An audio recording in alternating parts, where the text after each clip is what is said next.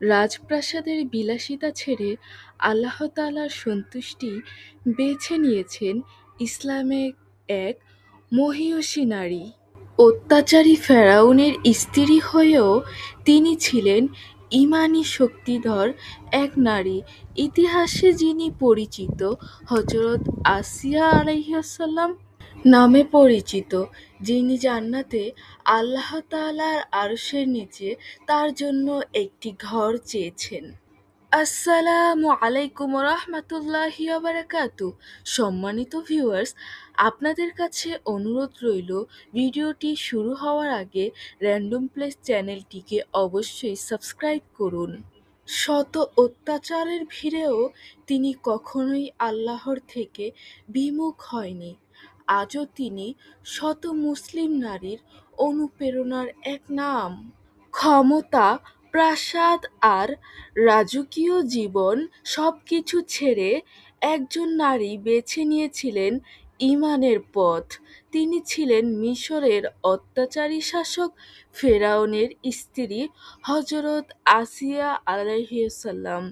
ইতিহাসে তিনি স্মরণীয় হয়ে আছেন একজন দৃঢ়চেতা, ঈমানদার ও ধৈর্যশীলা নারী হিসেবে। ফেরাউন নিজেকে স্রষ্টা দাবি করলেও আসিয়া আলাইহিসসালাম বিশ্বাস করতেন এক আল্লাহ তাআলার উপর।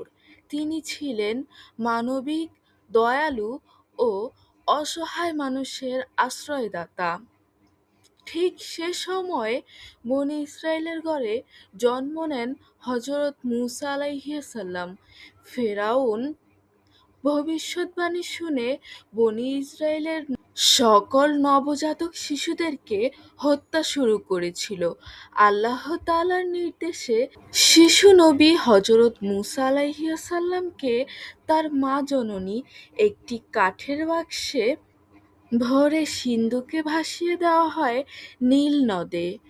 আর সেই শিশুকেই আশ্রয় দেন ফেরাউনের স্ত্রী হযরত আসিয়া আলাইহিসসালাম। শিশু মূসা আলাইহিসসালামের নিষ্পাপ চেহারা দেখে মায়া মমতায় ভরে ওঠে মহিয়সী নারী আসিয়া আলাইহিসসালামের হৃদয়। তিনি ফেরাউনকে বলেছিলেন এই শিশুকে হত্যা না করতে। পরে রাজপ্রাসাদেই বড় হতে থাকেন হযরত মূসা আলাইহিসসালাম। ভাবুন তো, যেই নাকি শিশুদের হত্যা করা শুরু করেছিল, তার কাছেই চলে এসেছে হযরত মূসা আলাইহিসসালাম এবং তার ঘরেই লালিত পালিত হয়ে বড় হতে থাকেন। সময়ের সঙ্গে সঙ্গে আসিয়া আলাইহিসসালামের হৃদয় আরও গভীর হয় আল্লাহর প্রতি বিশ্বাসে। ফেরাউনের রাজপ্রাসাদে থেকেও তিনি কখনো অন্যায়ের কাছে মাথা নত করেননি। ফেরাউন তাকে নানা প্রলোভন দেখায়, ভয় দেখায় এবং নির্যাতন করতে থাকে, কিন্তু তিনি ঈমান থেকে এক চুলও সরে আসেনি।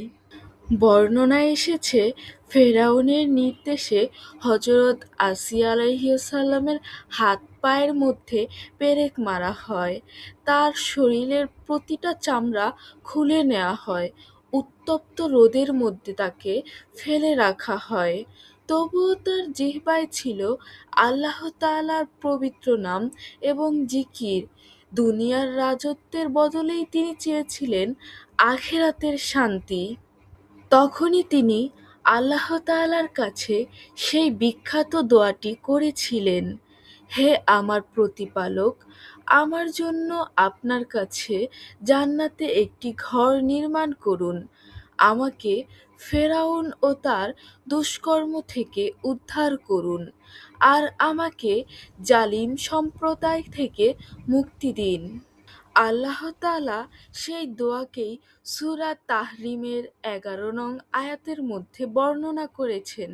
হযরত আসিয়া আলাইহিসসালাম আজও মুসলিম নারীদের জন্য ঈমান, ধৈর্য ও আত্মত্যাগের অনন্য উদাহরণ হয়ে আছেন। আল্লাহ তাআলা যেন আমাদেরকেও ইসলামের সেই মহিয়সী নারীদের মতো ধৈর্য এবং ঈমানী শক্তি দান করেন। আমিন।